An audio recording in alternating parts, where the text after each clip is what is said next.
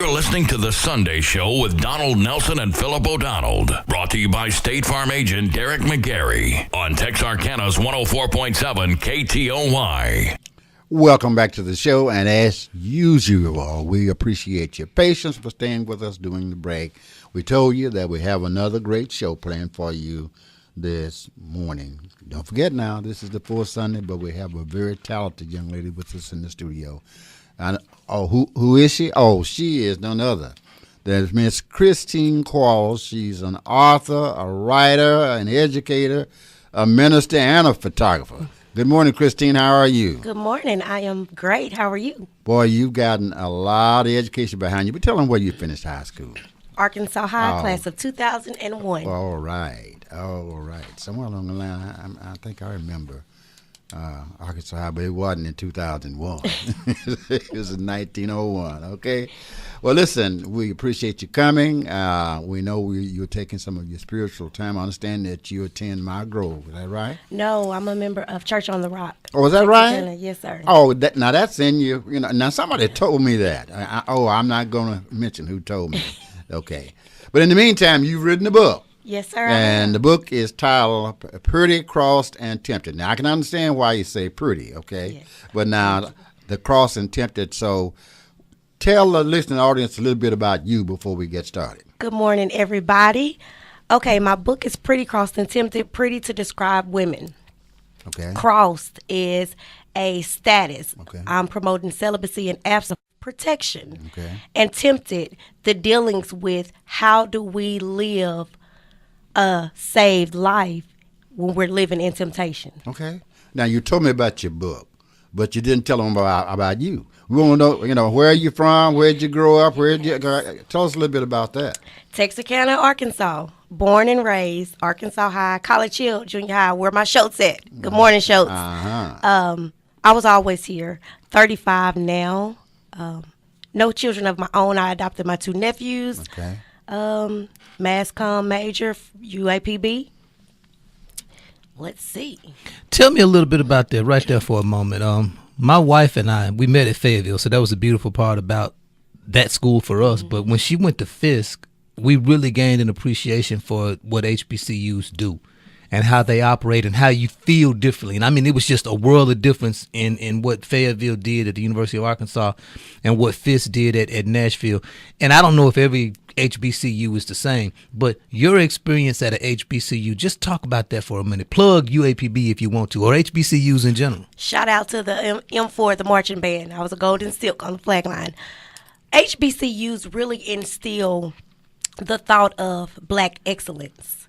Like, our main focus is creating educated, successful, professional, well-minded black people.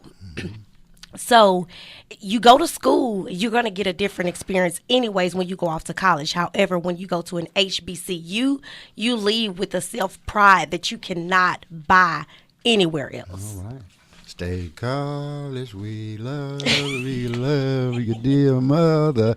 And all that we have, we cast down at their feet. You didn't know I knew that, did you? I did not know. Yeah, I also went there, okay? All right, tell us, now you work with Human Services, right? Tell us a little bit about that. I know you're here to talk about the book. We're going to get into that. But tell us a little bit about your role, because you do a lot of different things. You also minister at the prisons and that kind of thing. Yes. But tell us a little bit about your roles at the Department of Human Services. Yes, the Department of Human Service gives me a different perspective and outlook on life. I process food stamp applications, so you get to see the community and people for what they are, and it's easier to help people when you're constantly connected to people, because you can understand situations and households on a broader perspective, because I'm seeing it from the inside out. One thing I want to address, it hurts because I'm seeing so many applications where the women are in the house by themselves. 2, there's men in some of the houses, but guess who's leading? Mm-hmm. Who's working? The women. The women. Yeah. 4 or 5 different kids, sometimes 3, 2. Yeah. But the women are working. Yeah. The men aren't working. Why is that? Yeah. And when you say 4 or 5 different kids, you mean 4 or 5 different kids by 4 or 5 different men? Yes, sir. Okay. That's what I mean. Okay. It may be exciting, I guess. Okay. This whole business about promoting abstinence and celibacy, I'm very much with that, but that's as I got a little bit older and got married and all of that kind of jazz. Had I gone to UAPB, I guarantee you, celibacy and abstinence would not have been a part of the agenda. But when we're talking to our young people and we're talking about what it is, and maybe the best way to approach this is this. I'm looking at what's going on in the world right now. You got a Supreme Court nominee who maybe is a felon committing sexual assault. And then you've got a young lady who's a professor and a clinical psychologist who has had to go through psychological treatment for the PTSD from what happened to her at age 14 or 15. So I bring all that up to say this, and maybe this is kind of where the question is going, and I don't want to get too personal with you, but in writing a book like this, is there something there that happened to you that maybe flipped? Because, I want to tell my kids the truth about what they should be doing and what's biblical, but at the same time, I got to be real with them about where I was and where I came from and what I know that they got to go through. Talk about this whole celibacy and abstinence thing and kind of where its inception was for you personally. The book is really a tool for parents because I don't know about you, but I wasn't taught sex. I was told not to have sex. Mainly, don't bring no kids in this house. Mm-hmm. That was it. Don't have sex. Don't bring any kids. Yeah, we were told the same thing. Right, but it's so much more to that.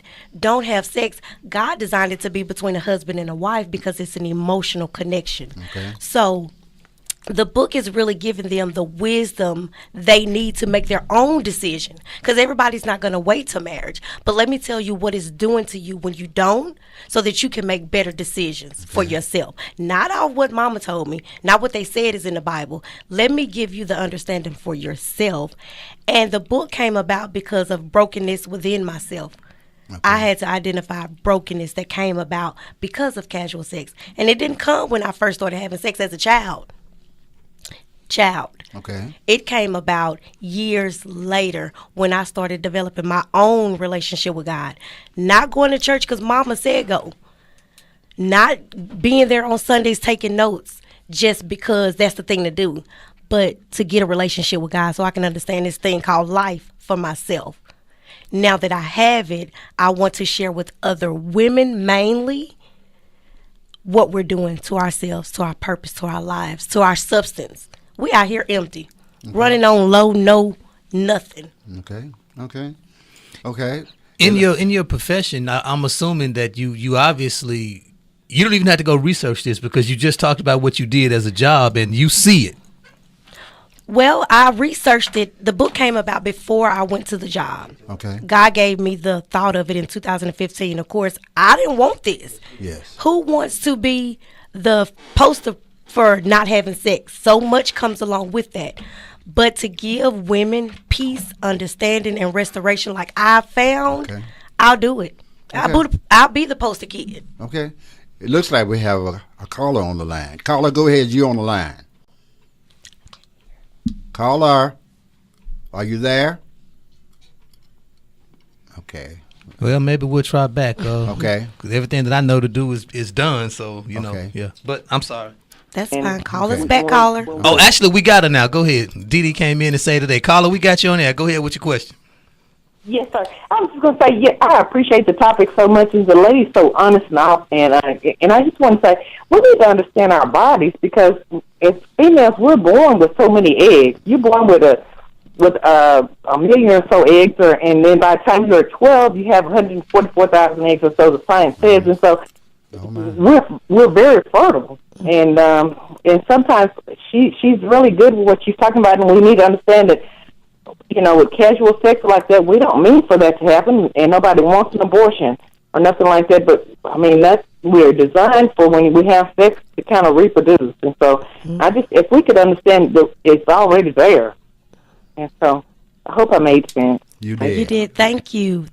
In the book, I address it's called an attachment hormone and oxytocin, things I did not know about, a hormone that we release when we're having sex. Women, it makes us cling to the guys more. Men, they don't release as much, so they're not as attached as we are. So we get offended. We get angry because now he don't want anything to do with me. Sure. That's how he was built. And when we start learning to understand who we are, how we're built, how we function, then we have better control over who we are. Okay. All right. Wow, you kind of got deep with this book, didn't you? I did. You know what? I wrote the book in 2015, but when it was published last year, 2017, I read it. After it was printed, I read it for myself, and I was like, wow, God, that's good. Keep in mind, I wrote this, so I know everything that's in it. Oh, but he spoke volumes throughout the book. I touch on abortions and then emotional dealings that comes along with that. It's so many women out here that are depressed. They don't even identify it because they're just going along with it. That came with the decision, and I'm not talking about abortion to condemn you. I want you to understand you're not whole, sister. You're not whole. So let's get you back to your 100. I want to ask you something because I wrestle with this to a certain extent myself.